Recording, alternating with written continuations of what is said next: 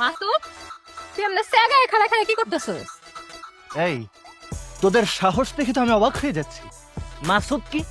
আমি একজন যাত্রার নায়ক, আমাকে নায়ক মাসুদ বলে ডাকবি। তুইও না একজন নায়ক মানুষ, তুই তারে শুধু মাসুদকে ডাকলি কেন? নায়ক মাসুদকে ডাক। নায়ক মাসুদ ভাই, আপনি এই জায়গায় একলা কি করেন? আমি এখানে রিহার্সেল করতেছি। যাত্রার মধ্যে রহিম চরিত্রটা আমি এমন ভাবে করতে চাই যাতে মানুষ আমার অভিনয় দেখা কানতে কানতে বুক ভাসাইয়া ফেলায়। আমার ডিস্টার্ব করিস না, যাই এখান থেকে।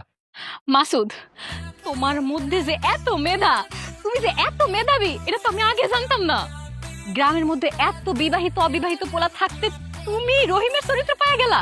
শুনো, তোমারে আমার ভালো লাগা শুরু হয়ে গেছে।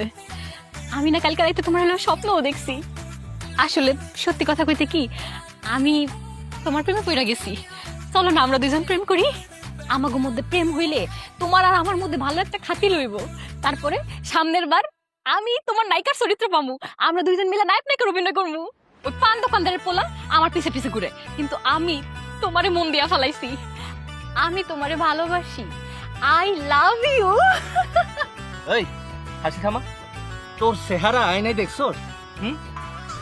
তুই তো আমার দাসী হওয়ার যোগ্য না, আসছস আমার মতো একটা যাত্রার নায়কের সাথে প্রেম করতে।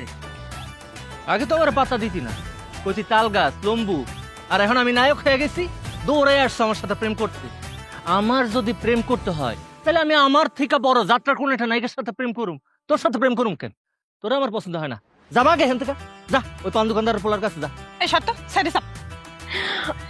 মাসুদ ভাই, সরি নায়ক মাসুদ ভাই, আপনি যে তোরে